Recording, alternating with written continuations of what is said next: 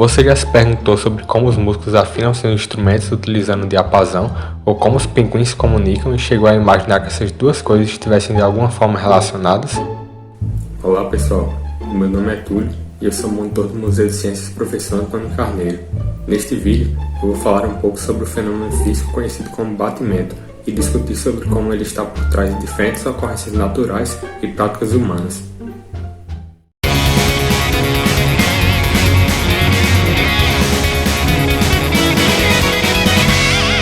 Quando uma onda sonora é produzida, ela se propaga pelo ar ao longo de 3 dimensões a partir da fonte do som, criando regiões de compressão e rarefação. Elas fazem a membrana do nosso tímpano vibrar e transmitir impulsos nervosos ao cérebro, que é o órgão responsável por decodificar o som. O número de compressões e rarefações do ar que chegam ao nosso ouvido por unidade de tempo caracteriza a frequência da onda, uma grandeza física medida em Hz, que está relacionada com a altura do som.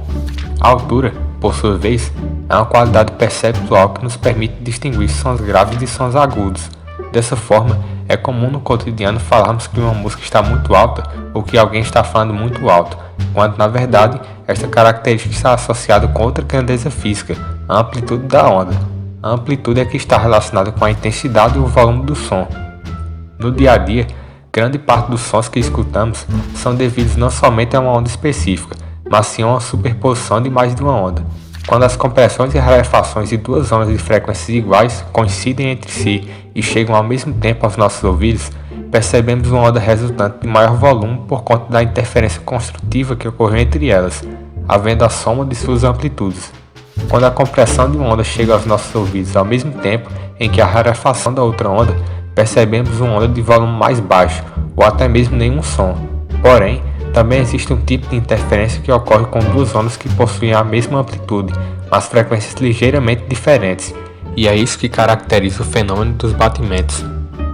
Agora que falamos um pouco sobre a teoria que engloba os batimentos, vamos tentar visualizar suas características com o auxílio de um software gratuito de edição digital de áudio, chamado Audacity. Neste programa, podemos ir até a aba Gerar e selecionar tom. Esta opção nos permitirá gerar uma onda sonora de frequência específica, que eu escolherei como sendo de 441 Hz. Agora, indo até a opção Aumentar Zoom, nós poderemos visualizar melhor o formato desta onda.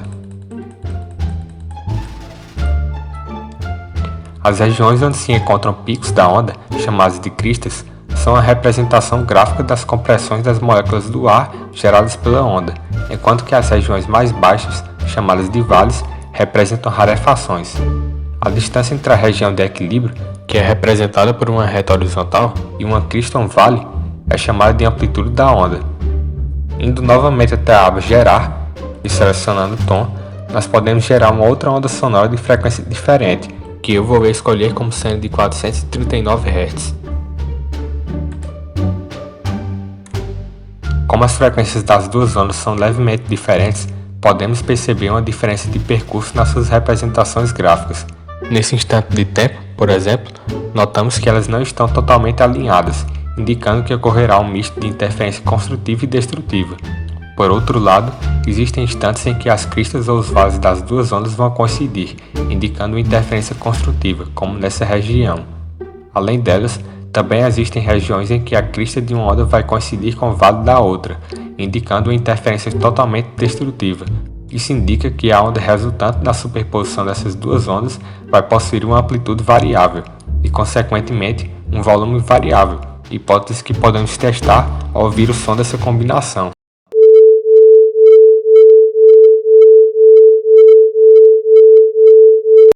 O som da onda resultante que percebemos possui frequência igual à média das frequências das duas ondas que a formaram, o que nos dá 440 Hz, representando a nota Lá. Porém, também percebemos uma variação periódica do volume, a qual pode ser visualizada melhor se formos à aba Faixa e selecionarmos Mixar e Processar. Isso irá gerar uma pista de áudio do som resultante da superposição das duas ondas, demonstrando o padrão formado pela interferência. Este é o formato da onda resultante, e se dermos zoom, poderemos visualizar que a amplitude da onda está variando em cada instante de tempo, devido à pequena diferença de percurso existente entre as ondas de 441 e 439 Hz. A frequência da variação da amplitude é a diferença das frequências das duas ondas, o que neste caso nos dá 2 Hz, e as consequentes variações de intensidade são chamadas de batimentos. Os batimentos são utilizados, por exemplo, quando se quer afinar a corda de um piano. Ao se tocar a tecla de uma corda desafinada do piano junto com um diapasão, que é um aparelho metálico que emite uma frequência específica, geralmente um Lá de 440 Hz, pode-se alterar a tração da corda até que os batimentos produzidos pela superposição dos 2 sons desapareçam, o que indica que as frequências estarão iguais ou muito próximas e a corda estará afinada. Um procedimento análogo é muito utilizado em instrumentos como o violão ou a guitarra. Neste exemplo, toca-se a nota Mi na segunda corda da guitarra simultaneamente com a primeira corda solta que está levemente desafinada.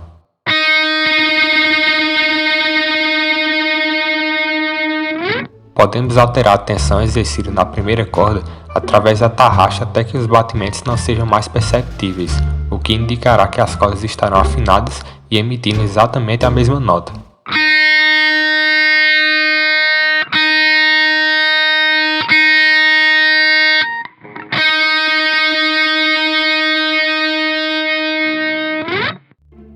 Os batimentos ainda são utilizados quando se deseja uma desafinação intencional, como é o caso dos órgãos. Alguns conjuntos de tubos que formam o órgão são confeccionados de modo que exista uma diferença de 2 ou 3 Hz entre eles, para que haja um efeito ondulatório no som produzido, de modo a simular um vibrato. Além disso, apesar de ser difícil quantificar sensações estéticas, estudos realizados pelo físico alemão Hermann von Helmholtz e publicados no seu Tratado de Sensações de Tom, de 1875, indicaram que a sensação desagradável gerada por sons dissonantes que possuem frequências diferentes, porém próximas, pode estar relacionada com a formação de batimentos. O ser humano não é o único que se beneficia desse fenômeno. Os pinguins são visualmente muito parecidos e até mesmo eles têm dificuldade de se reconhecerem devido a isso. Quando o pinguim imperador retorna para casa após procurar alimento, ele produz sons usando os 2 lados do órgão vocal, chamado siringe. Cada lado gera uma onda distinta de frequência levemente diferente, e a frequência dos batimentos resultante é um dos fatores que permite que ele seja reconhecido pelos filhos, mesmo estando entre milhares de outros pinguins no inverno da Antártida. A atividade que apresentei a vocês é uma boa maneira de analisar as propriedades físicas das ondas sonoras e estudar como ocorrem os fenômenos associados à sua propagação e superposição. Se você gostou desse vídeo, não deixe de se inscrever no canal Sertão Científico e de seguir o Museu de Ciências Professor Antônio Carneiro no Instagram. Assim você poderá ver mais conteúdo como esse sendo publicado. Obrigado por ter assistido e até a próxima!